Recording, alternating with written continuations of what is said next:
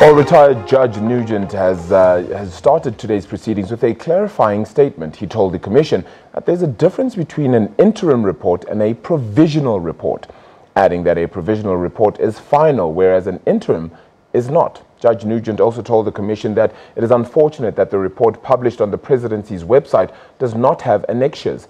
He says annexures show that the suspended SARS Commissioner Tom Moyane was given an opportunity to respond. However, Moyane did not respond within the prescribed period. He also says an interim report is done in the interest of reporting back to the President as the convener of the Commission. He also clarified that the evidence given does not suggest that the IT system at SARS is on the brink of collapse. However, he says witnesses merely issued a warning on the IT system, including the e-filing system. For more on this, we do cross to our reporter now, Mbalenhle Mthethwa in Pretoria. Good afternoon, Mbali. Let's get some sentiments now from you on the ground there. Some strong words there from retired Judge Robert Nugent as well. Good afternoon, Arabile. Indeed, strong words. Just before this last session ended, we had more strong words from Judge Robert Nugent. He spoke about, he commented on, he spoke. Basically what he did was he spoke back, he responded rather, yes, that's the word I'm looking for. He responded to comments made by Moyane's lawyer, Eric Mabuza, on allegations that he is overstepping. Now we know that this is his Mabuza's comments were based on the interim report that was released earlier this week, which was published on the Presidency's website. The report recommends that Moyane be relieved of his duties without delay. This is on the grounds that there has been a strained relationship between Moyane himself as well as Treasury and other tax bodies, and now Mabuza has struck back in saying that Judge Nugent had overstepped with regards to his recommendations, and that is why earlier on today Judge Nugent had clarified that this was an interim report over a provisional report. However, he also said that the recommendations that he made were not overtaking from the disciplinary inquiry that Moyane is due to appear before. Now we know that the disciplinary inquiry has been put on hold pending the outcomes of this very inquiry, and he said that he has kept away from the terms of reference of that inquiry, and that his work was based, and the recommendations that he gave to the President, and the work of this commission was based on the testimonies of 60 witnesses that have come and appeared before the commission. Bali, there's also the sentiments around not hearing from Tom Moyane as well.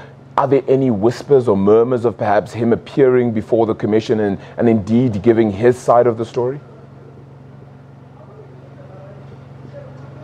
Now, earlier on this year, when Moyane did appear with his lawyer, Eric Mabuza, as well as advocate Dalimpofu, they did talk about how he would be given an opportunity to come and appear before the Commission much later on, which is later this year.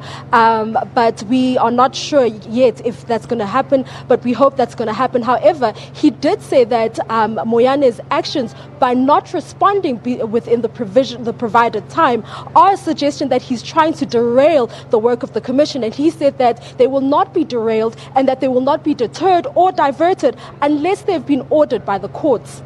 Do you know who's next with regards to getting up on the stand in Mbalenhle?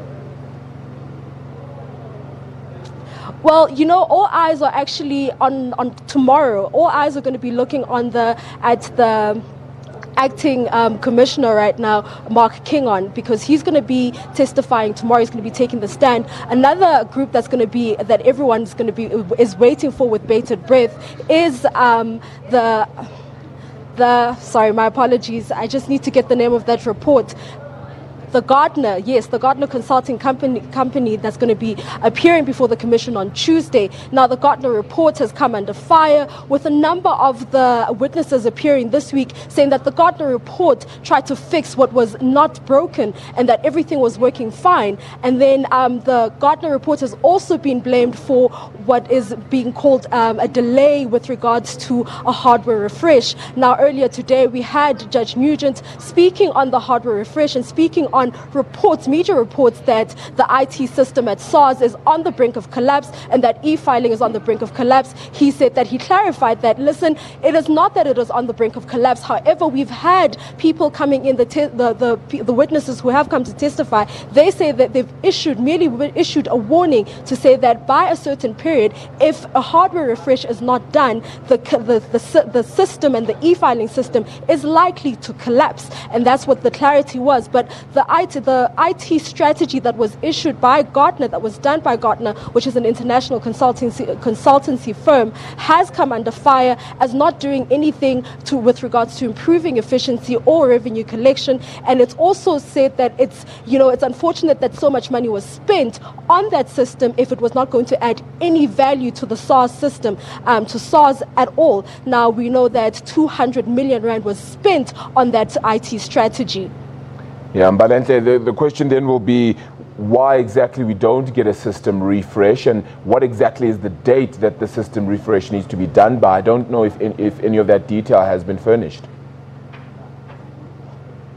Now, yesterday what happened was we had the IT head who appeared before the commission, and she wasn't aware that Treasury had set aside something like 270 million rand to do not only the hardware refresh, but other things that are IT related. Now, when she was asked and questioned when she would be getting on with that and doing that, she wasn't really forthcoming with her responses. She didn't answer questions. She avoided questions, if I can say so. And she only answered questions in very confusing analogies, some would say. And she also said that there was a meeting that was going to be had sometime today, if not tomorrow, and that the decision would be made then. But at this stage, we don't know when the hardware refresh is going to be done, and we're just waiting. Maybe it's just at the stage, it's just a wait and see game. Mbalenhle Mthethwa, I appreciate your work there out at the SARS inquiry there in Pretoria.